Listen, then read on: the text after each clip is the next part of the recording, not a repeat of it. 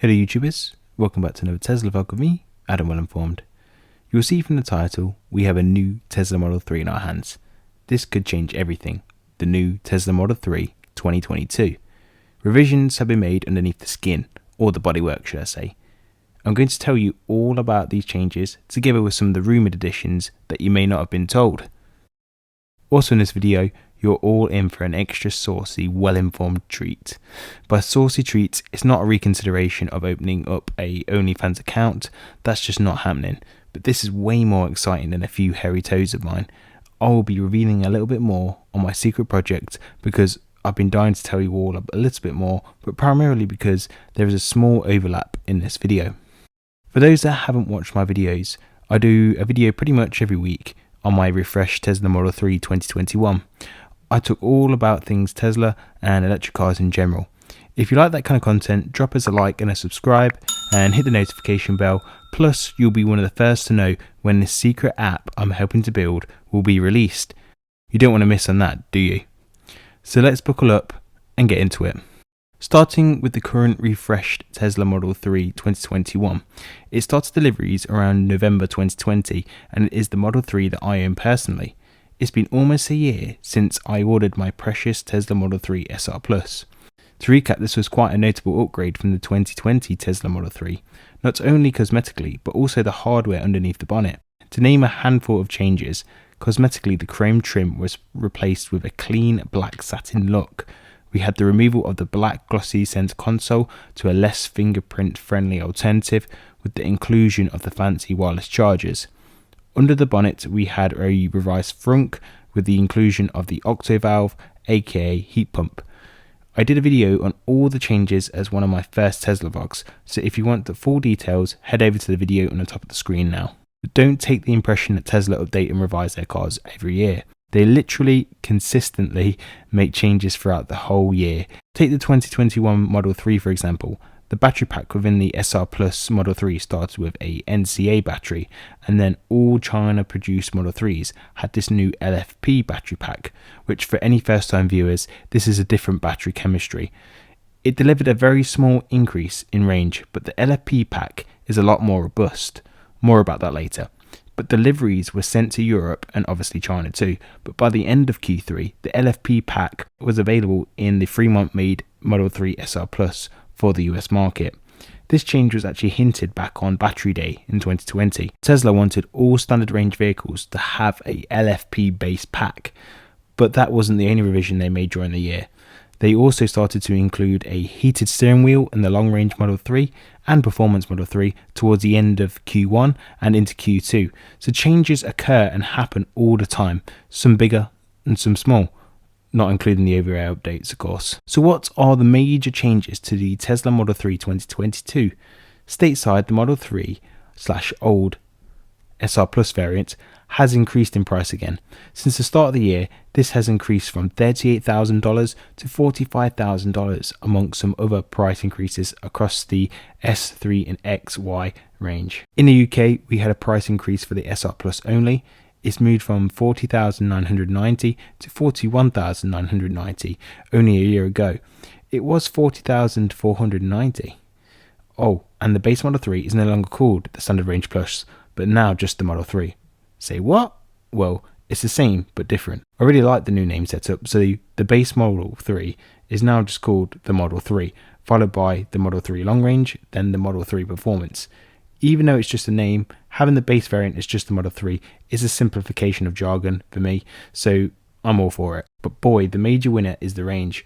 Look at this bump, 278 WLTP rated range to 305 WLTP rated range. That's a 10% increase over the old LFP pack, but this comes at a cost though. The base Model 3's 0 to 60 time is now 0.5 seconds slower at 5.8 seconds. Don't get me wrong, 5.8 seconds is still going to be quick, and hopefully there's an option to upgrade the acceleration via a software upgrade, just like they do with the long range and performance versions, but only time will tell if that's a reality. But this tells me Tesla and potentially CATL, as the LFP battery supplier, have managed to increase the pack size to help boost the range. This then increased the weight, and they've had to trade off performance for the extra range, which on this occasion to me is the right call. Teslas are notorious for having industry-leading efficiency, so they can carry less battery and deliver more range per kilowatt hour of energy. Pushing the base Model 3 into 300 miles as standard will really help with conversions, but it will also create an incredible dynamic when working out if the long range is worth the upgrade despite the lower rated range. Yes, you heard that right.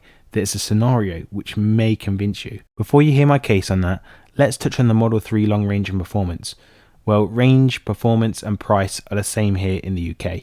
It's worth noting to those looking at the US Tesla website, the range has increased, but the range also drops if you upgrade to the 19-inch wheels from the 18-inch Aeros. It's only a few miles, but it's good just to have the clarity before you buy. So, if you're weighing up the base Model 3, aka the old SR Plus, versus the long range Model 3, take a look at my video marked on the screen. Many of the details and applications will still apply, but with the introduction of the LFP pack and the increased range, there's a new dynamic to consider here. I mentioned earlier that the LFP pack is more robust, meaning it can be charged to 100% more often, and it will not punish the battery pack as harshly as a NCA battery does.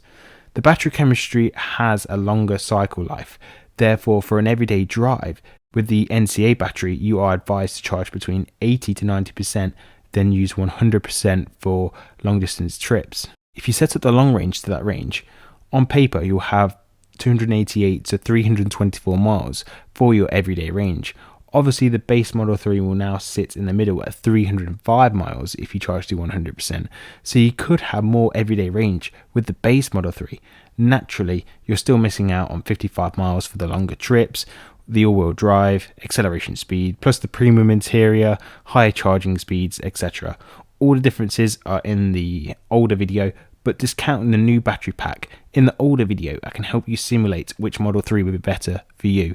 It's actually one of my favourite videos because I feel it helps so many people decide between the two, knowing you can simulate the range and the time differences between the two. So what are the rumoured changes to the Tesla Model 3? Well, I was browsing on Meta the other day. Facebook. I came across a post in the Tesla Owners Club UK, and it appears the base Model 3 version could be shipped with rear heated seats activated. Previously, it's been a software upgradable feature for £300. I've not activated mine because it's mostly covered by car seats, but apparently the heated steering wheel is now included within the SR Plus, whereas on the website it still says it's exclusive to the Model 3 long range and performance versions as before. I mean, it's a nice addition if that trims down some of the differences to the long range alternative, if that's true. It seems like a legitimate post to me, and it even includes the online chat between the Tesla advisor, but it's entirely possible that the advisor was reading off the wrong spec sheet, but it's still entirely possible he is right. I've seen some screenshots suggest that the Midnight Silver Metallic is now also a free option in the US. Not quite sure why that hasn't been adopted around the world, but then again, maybe if it's popular, we'll start to see it extended as a free option around the world too. Personally, I still love the pale white, but naturally everyone just has their favourite colour, don't they? So here's the bit I really don't want to talk to you about: delivery delays. You may have seen that Hertz Rental Company have ordered 100,000 Teslas. It's a big deal, but not exactly essential to Tesla. Those cars would have been sold without the Hertz order, as Tesla is not restricted by demand but actually by supply. Orders are produced, but there are no inventory cars on a forecourt because they are automatically allocated to orders as they are produced. Generally, if you're ordering a base Model 3 or Model Y long range in the US, matters are much worse for any aspiring Tesla owners. If you order now in November, you shouldn't expect delivery until June 2022, 8 months. If you pick the performance models of the Y or 3, even the Model 3 long range, it's much more respectable with just a 1 month wait. This should raise some concerns if you want a 2022 Tesla Model 3 or a 2022 Model Y long range in the US. The more orders that come in, the bigger the queue will be, so it's something that you need to take into account if you are seriously interested in purchasing one of these models for delivery over the coming months. You can pay a non-refundable deposit now, and if you weren't ready to collect your car, you can have it reassigned to a different car and push yourself down the line if you wanted that. But as new features are introduced and as other owners begin to recommend the brand to other new consumers, timescales could unfortunately get worse. In a better case scenario, Tesla have booked in 45 gigawatt hours worth of batteries from CATL, so this will be those LFP packs. In the article on the screen, it mentions that the order is equivalent to around 800,000 worth of Model 3 SR Pluses, but that's based on the old 55 kilowatt hour pack. If the pack has been increased to 60 kilowatt hours, then it will be slightly less than 800,000. But the positive is that it addresses the main bottleneck in the supply process for Tesla: batteries. Chips are another pain, but batteries are the biggest restraint. Tesla are very vocal about buying batteries from suppliers so they can fulfill their demand. So hopefully with a new supply of batteries, this can help push up production numbers and help close the order to delivery gap for consumers. For the Model Y, we not only have the Texas factory due to come online soon, we have the Berlin factory ready to feed some European-made Tesla Model Ys in a not so long future. So new production lines are coming online and new battery supplies are being introduced. So the supply problem could ease depending if demand gets any crazier. What do you folks think? What's your predictions? Will the order to delivery times decrease over the next few months, or do you think it's going to get worse? Another catalyst for US buyers is this pending EV tax credit. Some say it will pass and some say it won't. But even at its current price, the vehicles are selling tremendously well. It doesn't rely on or depend on tax breaks to sell the car because, again, it's not a demand problem, it's a supply issue for Tesla. But if the EV tax credit bill passes, then the pool of potential buyers will grow and force up their waiting times. If you want to be nearer to the front of that queue, it might be worth considering placing that non-refundable deposit on a car, at least securing a reservation. But there are obviously downsides to that, like losing the $250 deposit if you pulled the order, especially if the tax credit doesn't materialise. Hopefully here in the UK with the supply from China and Germany, our wait times don't grow from here onwards. Moving on to the cost of ownership. Switching to any electric vehicle, not only just Teslas, unlocks cost savings from a fuel, energy, maintenance and annual taxes like vehicle duty in the UK. There are also other costs to consider like car insurance and servicing.